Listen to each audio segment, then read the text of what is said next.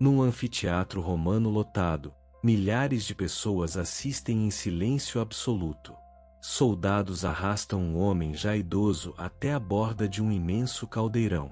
O metal está incandescente, o azeite borbulha, e o cheiro de fumaça se mistura ao murmúrio nervoso da multidão. Ele é lançado para dentro. Ninguém espera vê-lo sair com vida. Mas, para espanto de todos, o velho emerge das chamas, calmo, ileso, com o olhar sereno de quem já não teme a morte.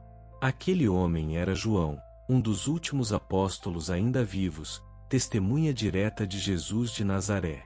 Para compreender como um simples pescador da Galileia chegou a esse momento, é preciso voltar décadas no tempo, a um mundo inteiro dominado por Roma. No primeiro século, o Império Romano se estendia por 3 continentes.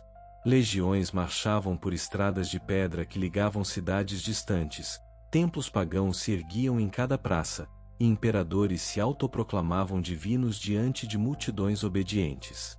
Na costa da Ásia Menor, a cidade de Éfeso brilhava como um dos maiores centros comerciais do Mediterrâneo. Seu porto recebia navios carregados de mármore, tecidos e especiarias, enquanto mercadores gritavam preços em ruas apinhadas de gente. No coração da cidade, erguia-se o Templo de Ártemis, uma das 7 maravilhas do mundo antigo, com suas colunas duplas de mármore refletindo o sol do Egeu e milhares de peregrinos pagãos prestando culto à deusa. Foi nesse mundo vasto, próspero e hostil aos cristãos, que a história de João se desenrolaria. Muito antes disso, porém, ele era apenas um jovem pescador. Filho de Zebedeu, remendava redes de pesca próximo à margem do lago da Galileia, ao lado do irmão Tiago. O sol ainda baixo sobre a água, o cheiro de peixe e sal no ar, quando um homem desconhecido passou por ali e disse apenas que o seguisse. Jesus de Nazaré chamava os 2 irmãos. Jesus lhes deu um apelido, Filhos do Trovão, talvez pelo temperamento ardente que os 2 carregavam. João tornou-se, com o passar do tempo, o discípulo mais próximo do Mestre. Esteve ao seu lado na Transfiguração, no alto do monte, quando o rosto de Jesus resplandeceu como o sol diante de seus olhos. Reclinou-se junto a ele na última ceia, na noite mais tensa daquela pequena comunidade de discípulos. E, quando o medo dispersou os demais apóstolos, João permaneceu ao pé da cruz, sozinho entre os 12, enquanto Jesus agonizava sob um céu escurecido. Foi ali, em meio à dor, que recebeu a missão de acolher Maria, a mãe do Senhor, como se fosse sua própria mãe. Depois da ressurreição, João caminhou lado a lado com Pedro, sustentando a pequena igreja que crescia em meio à desconfiança de Roma e à hostilidade de parte das sinagogas. Certa manhã, junto ao templo de Jerusalém, os 2 curaram um homem que mendigava paralítico havia anos, diante de uma multidão espantada. As autoridades judaicas, incomodadas com a repercussão do gesto, os prenderam e os levaram diante do sinédrio. Ordenaram que se calassem. João e Pedro responderam que não podiam deixar de falar sobre o que tinham visto e ouvido.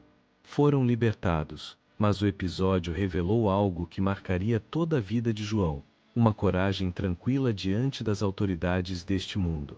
Enquanto o cristianismo se espalhava por cidades como Antioquia, Corinto e a própria Éfeso, o império observava com crescente suspeita aquela comunidade que se recusava a queimar incenso diante das estátuas do imperador. Com o tempo, João se estabeleceu em Éfeso, tornando-se referência pastoral para as comunidades cristãs de toda aquela região da Ásia Menor, ensinando, orientando presbíteros e visitando as igrejas menores espalhadas pela costa. As décadas se passaram. Nero perseguiu os cristãos em Roma, acusando-os de incendiar a cidade. Depois dele, veio Domiciano, que exigia ser chamado de Senhor e Deus, e enxergava qualquer recusa de culto como uma afronta pessoal ao seu próprio poder. Foi sob esse clima de suspeita generalizada que João, já um dos últimos elos vivos com Jesus, foi conduzido a Roma. Ali, diante da multidão reunida na Porta Latina, sofreu o suplício do caldeirão de azeite fervendo. e, segundo a tradição mais antiga da Igreja, saiu daquele fogo sem um único ferimento no corpo. Espantado, mas ainda assim decidido a afastar aquele apóstolo de seus seguidores, Domiciano ordenou o exílio. João foi enviado para Patmos, uma pequena ilha rochosa e árida no meio do mar Egeu, longe de qualquer cidade importante, batida pelo vento e pelo som constante das ondas contra as pedras. Ali, sozinho, sem comunidade ao seu redor, João viveu talvez os dias mais silenciosos de sua longa existência. Refugiou-se numa gruta de pedra, e é ali, segundo a tradição, que uma fenda na rocha se abriu sobre sua cabeça, e através dela ouviu uma voz que o instruía a escrever tudo o que via. João ditou então, a um discípulo chamado Prócoro, as visões que se tornariam o livro mais profético das Escrituras, o Apocalipse. Imagens de tronos, de selos que se rompem, de 7 igrejas da Ásia, de uma nova Jerusalém descendo dos céus como uma noiva adornada. Um texto envolto em mistério, mas que trazia aos cristãos perseguidos uma mensagem simples e firme: o mal seria vencido, e Cristo permaneceria vitorioso até o fim dos tempos. Quando Domiciano morreu, assassinado dentro do próprio palácio, o novo imperador Nerva concedeu anistia geral aos exilados políticos e religiosos. João, já muito idoso, pôde finalmente atravessar o mar de volta a Éfeso. Mas a cidade que o recebeu não era mais a comunidade simples de décadas atrás. Novas doutrinas, hoje conhecidas como gnósticas, se espalhavam entre os cristãos, negando que Jesus tivesse verdadeiramente se feito carne, e reduzindo-o a uma aparência espiritual distante dos homens. Foi para responder a esse desafio que João, com a autoridade de quem vira o Senhor com os próprios olhos, escreveu seu Evangelho. Ele o abriu com palavras que atravessariam os séculos: no princípio era o Verbo, e o Verbo estava com Deus, e o Verbo era Deus. Um texto profundo, quase filosófico, mas nascido de uma memória concreta, a de um homem que tocará com as próprias mãos aquele em quem acreditava. Escreveu ainda 3 cartas, exortando as pequenas comunidades cristãs da Ásia a permanecerem firmes no amor fraterno e na verdade, contra os que tentavam corromper a fé recebida dos apóstolos. A tradição popular conta ainda que, em Éfeso, os ourives que fabricavam pequenas estátuas em honra a Ártemis, vendo seu comércio ameaçado pela pregação cristã, teriam obrigado João a beber de um cálice envenenado. Disse que ele fez o sinal da cruz sobre a bebida, e que o veneno saiu do cálice na forma de uma serpente, deixando-o ileso mais uma vez.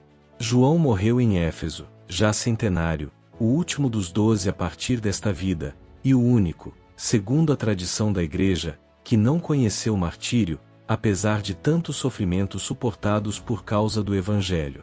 Séculos depois, o imperador Justiniano mandou erguer sobre o local de seu túmulo uma grande basílica, que se tornou destino de peregrinação para cristãos vindos de todo o Mediterrâneo. Até hoje, a arte cristã representa João ao lado de uma águia, erguendo o olhar aos céus, símbolo da altura espiritual de seus escritos entre os 4 evangelistas. A Igreja o celebra em 27 de dezembro, poucos dias depois do Natal, e o reconhece como padroeiro dos teólogos, dos escritores e dos editores, ofício que ele próprio exerceu ao redigir o Evangelho, as cartas e o Apocalipse. Em muitas paróquias, nesse dia, os fiéis ainda trazem vinho para ser abençoado, em memória da antiga tradição do cálice envenenado do qual João saiu ileso. E até hoje, a Igreja celebra São João Evangelista como discípulo amado, aquele que permaneceu ao pé da cruz quando todos os outros fugiram, e que, com sua pena, revelou ao mundo, mais profundamente que qualquer outro escritor sagrado, o mistério do amor de Deus feito carne.